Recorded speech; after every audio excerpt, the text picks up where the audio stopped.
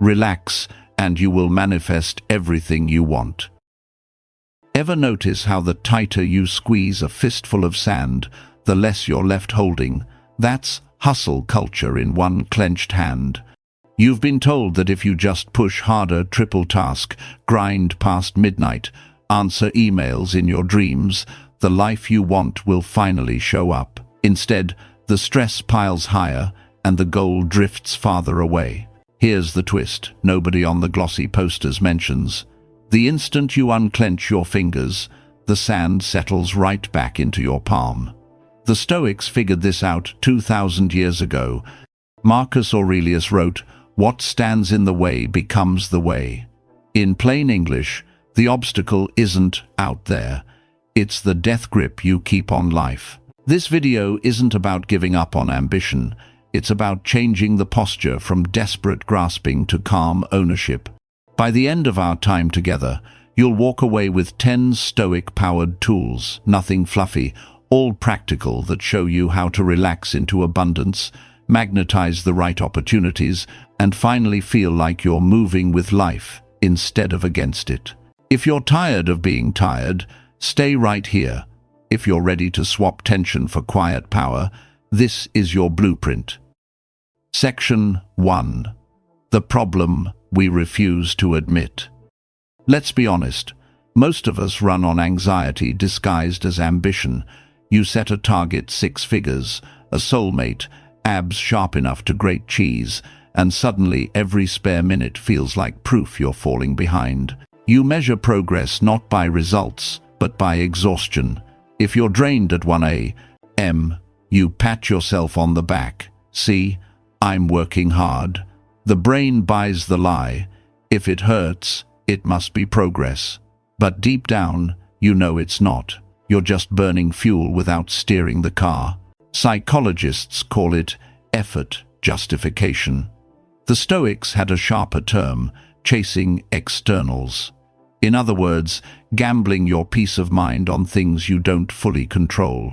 Epictetus nailed it in one clean line. The only road to happiness is to stop worrying about what's beyond your will.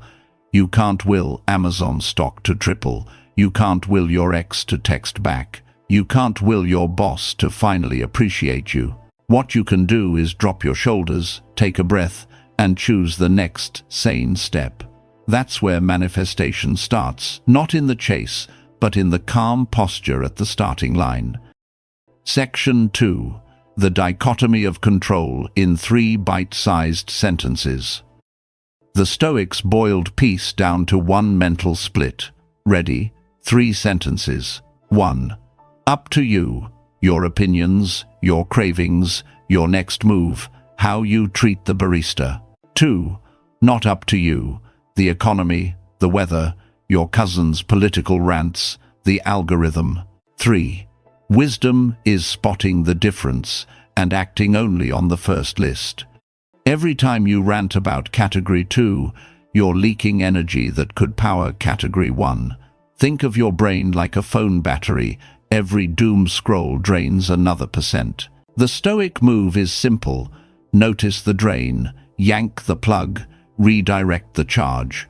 Suddenly, you've got juice for real creation.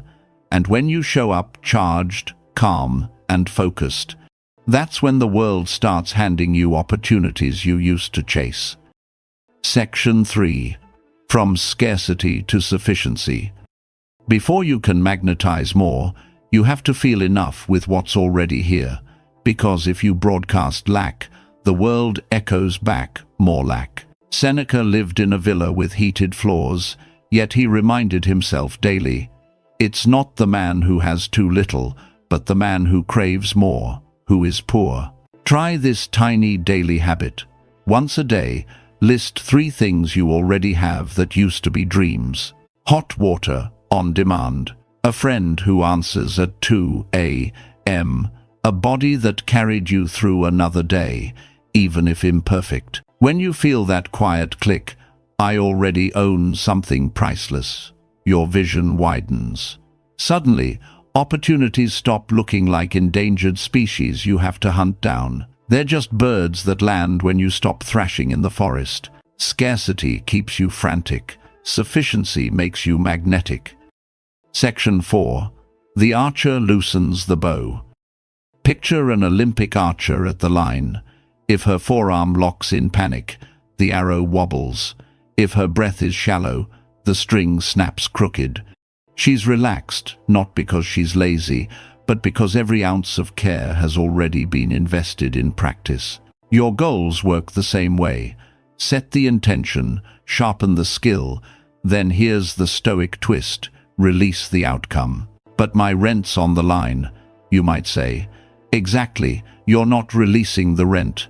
You're releasing the fantasy that panic will pay it faster. You still fire off resumes. You still make calls. You still show up. But you do it with steady hands instead of a racing heart. And people hiring managers, clients, partners can feel the difference. Calm energy travels through Wi-Fi, through a room, through a handshake. The archer who trusts her training lets the arrow fly straight.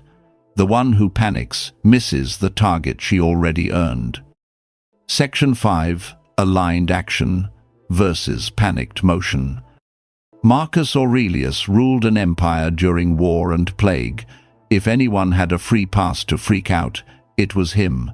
Yet in his journal he wrote, "At dawn, when you can't get out of bed, remind yourself, I have to go to work as a human being." Notice the phrasing. He doesn't say, run around frantically or convince everyone I'm worthy. He says, go to work, do the thing. Aligned action has 3 ingredients. Clarity, know the smallest next step. Write the intro, send the email, run the mile. Consistency, repeat daily, even when your mood is MIA. Calm, skip the bonus suffering about results that haven't happened yet. Panicked motion, on the other hand, feels productive because it's exhausting. It looks like rewriting your resume 17 times before lunch, or sending 7 versions of "hey" to your crush. It's movement, yes, but mostly noise. Here's the quick Stoic test. Would I still do this if no one clapped? If yes, proceed. If no, pause.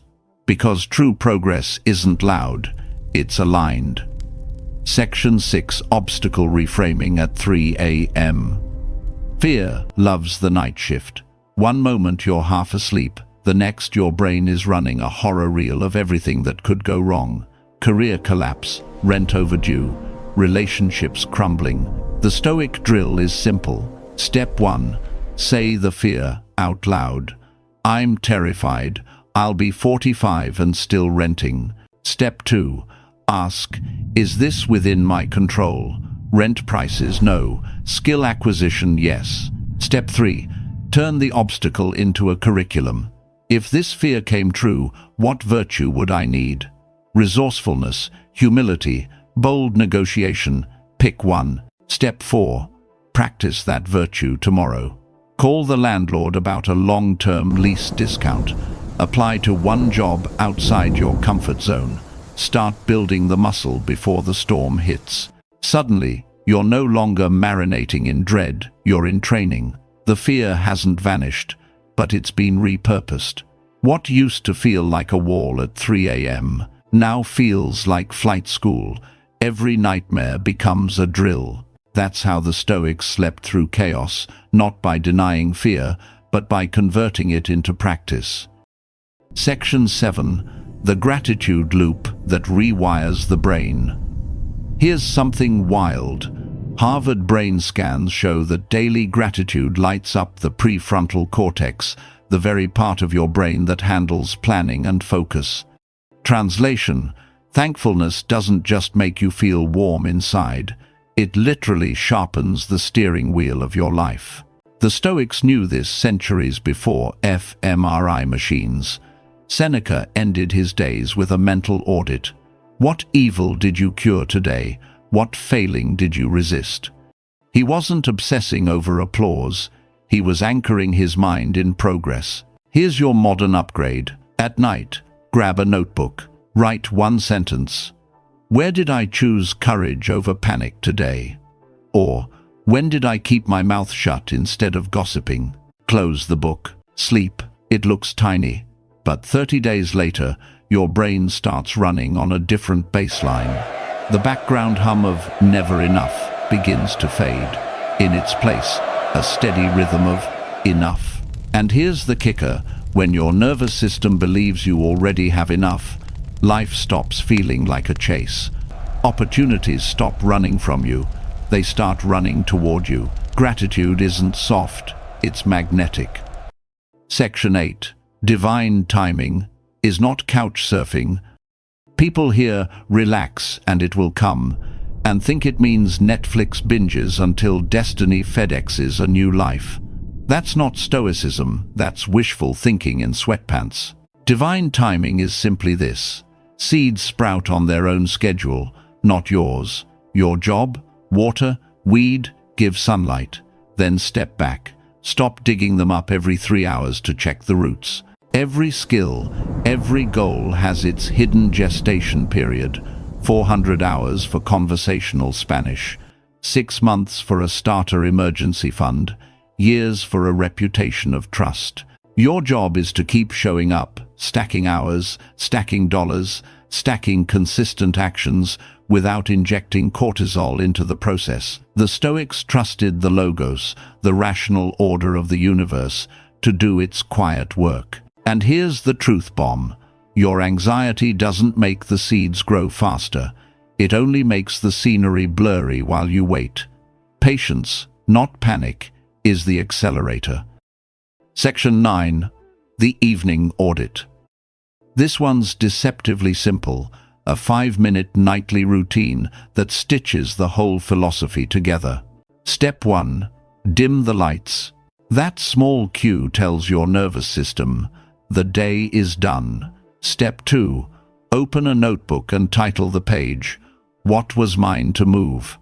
Write down only actions you actually controlled. Keep it short. Step 3. Next column, "What was never mine?" List the things you obsessed over but couldn't steer other people's moods: stock prices, traffic jams. No judgment, just label them like mail you're returning to sender. Step 4. Close the notebook. Exhale for 6 counts. Whisper, "I did my part. I release the rest." Do this for a week and notice what shifts. Your shoulders drop, your sleep deepens, your Mondays don't loom like monsters. The Stoics called this nightly reflection. We'd call it stress detox. Either way, it clears the mental chalkboard so tomorrow starts clean. Section 10. Becoming the person who already has it. Here's the final switch. Manifestation isn't about begging the universe. It's about broadcasting the identity of someone who already lives in calm abundance. Ask yourself, what would the relaxed, magnetic version of me do right now?